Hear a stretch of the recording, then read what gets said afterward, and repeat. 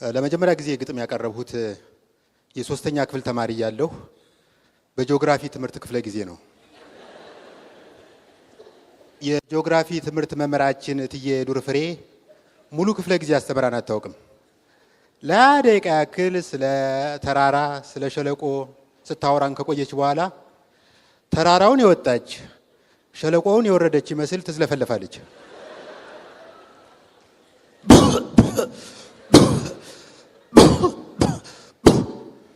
ተማሪዎች ለዛሬ ያዘጋጀሁት ይህን ይመስላል። በተረፈው ጊዜ ደስ ያላችሁን ጨዋታ ተጫወቱ ትለንና ከቦርሷ ይዛው የመጣችሁን በቦርሷ ውስጥ ይዛው የመጣችሁን እንዝርትና ደመና የሚያክል ፈትል አውጥታ ትላለች። በጊዜው በጣም የምንወደው ጨዋታ የሙሽራ ጨዋታ ነበር። ከሴት ተማሪዎች መካከል በጣም ቆንጆዋ ተመርጣ ሙሽሪት ሆናለች። ከወንድ ተማሪዎች መካከል መልከ መልካሙ ዘለግ ያለው ተመርጦ ሙሽራ ይሆናል። ሌሎች እንደየሁኔታው ሚዜም ሰርገኛም ቄስም እየሆኑ ይሰራሉ። እኔ ያው ብዙዎቻችሁ ልትገምቱት እንደምትችሉት ሙሽራ ሆኜ ተመርጬ አላውቅም። እንዲያው ለሞራሉ ያክል ሚዜ እናርገው እንኳን ብለው አያውቁም። ይሄ ነገር ሲደጋገም ሆድ ባሰኝ። ብሶቱ ሳልፈልገው ወደ ግጥም ተቀየረ እና አንድ ቀን በተማሪዎችና በመምህሯ መካከል ሆኜ የሚከተለውን ግጥም አቀረብኩ። እንጦጦ ላይ ሆኖ ይታያል ተከዜ፣ ሙሽራ እንኳን ባልሆን አንሳለሁ ለሚዜ። የኔ ስህተት ነው ወይ ይህን ፊት መያዜ?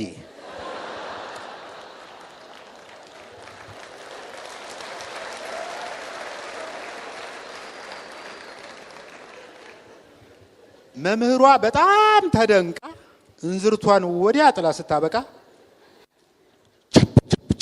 ችብ አደረገችልኝ። የመምህሯን ጭብጨባ ተከትለው ተማሪዎች ለአራት ፓርላማ የሚበቃ ጭብጨባ ጨበጨቡልኝ። ጭብጨባዋን ተቀብዬ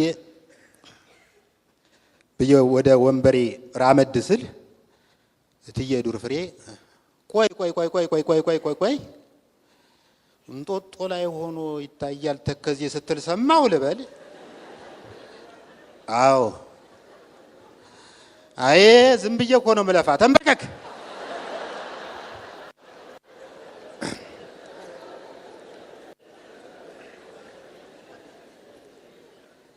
ኩርኩማ እስካሁን ደስ ግብግቢቴ ላይ ምልክት ሆኗል። እስካሁን በእውቀቱ ስዩም እባላለሁ። ለማታውቁኝ የአጭር ልቦለድና የአጭር ግጥም ጸሐፊ ነኝ። በሌላ አነጋገር ድርሰትን በአምሳሌ ይፈጥራለሁ ማለት ነው። ስለ አጭርነት ሲነሳ አንድ ነገር ልንገራችሁ። በዚህ ምድር ላይ ሁለት አይነት አጭርነት አለ። የመጀመሪያው በፈጣሪና ወይ በፈጣሪ ወይ በተፈጥሮ ምክንያት የሚመጣ አጭርነት ነው። እዚህ ላይ ቀዳማዊ ኃይለ ሥላሴንና ቴዲ አፍሮን ማንሳት ይቻላል።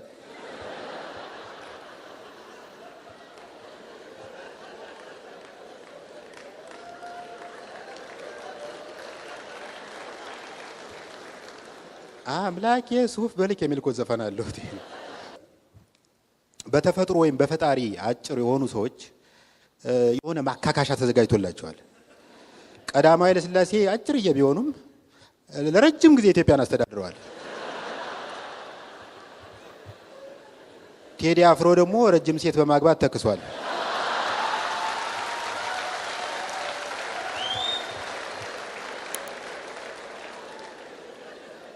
ሁለተኛው አጭርነት በልጅነት የተመጣጠነ ምግብ ባለማግኘት ምክንያት የሚመጣ አጭርነት ነው። እዚህ ላይ እኔን በምሳሌነት ማንሳት ይቻላል። የሚገርማችሁ ነገር የኔ ታናናሽ ወንድሞች ሰማይ ጠቀስ ረጃጅሞች ናቸው። አባቴ ደሞዝ ጭማሪ ከተደረገለት በኋላ የተወለዱ ስለሆኑ ነው።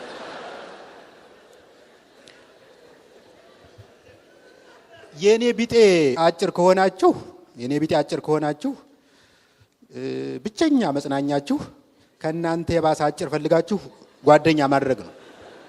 አሁን እኔ አንድ አጭር ጓደኛ አለኝ።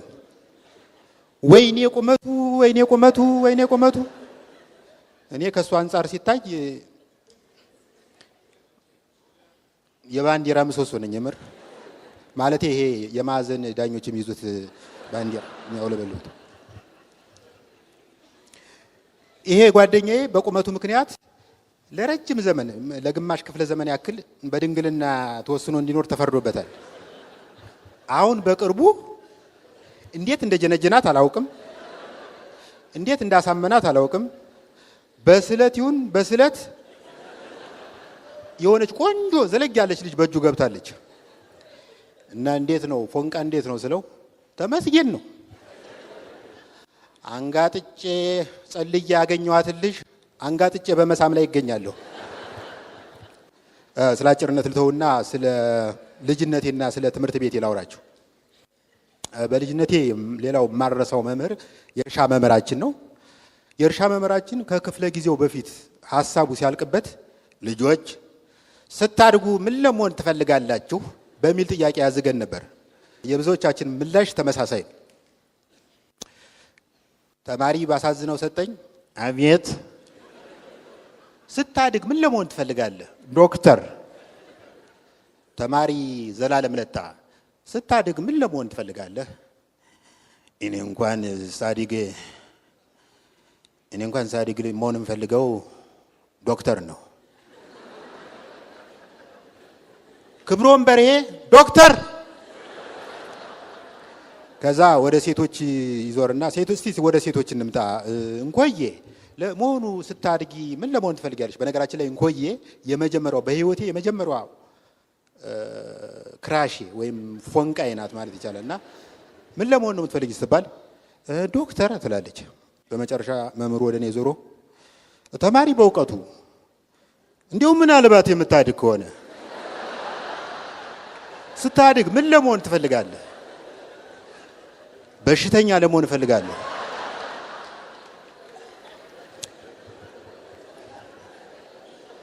የሚገርማችሁ ነገር ከሁላችንም ለየት ያለ ምላሽ የነበረው ዱባለ የሚባል ተማሪ ነበር። ተማሪ ዱባለ አቤት ስታድግ ምን ለመሆን ትፈልጋለህ? ወታደር መሆን እፈልጋለሁ። ተማሪዎች እባካችሁ ከወንበራችሁ ተነስታችሁ ለዱባለ ለ20 ደቂቃ ያክል አጨብጭቡለት ይባላል። እናጨበጭባለን። የሚገርማችሁ አሁን አድገን ጎልምሰን በቅርቡ እዚህ አዲስ አበባ ውስጥ ቦሌ አካባቢ ዱባለ ከዩጎ ቸርች አገልግሎ ሲወጣ አገኘሁት።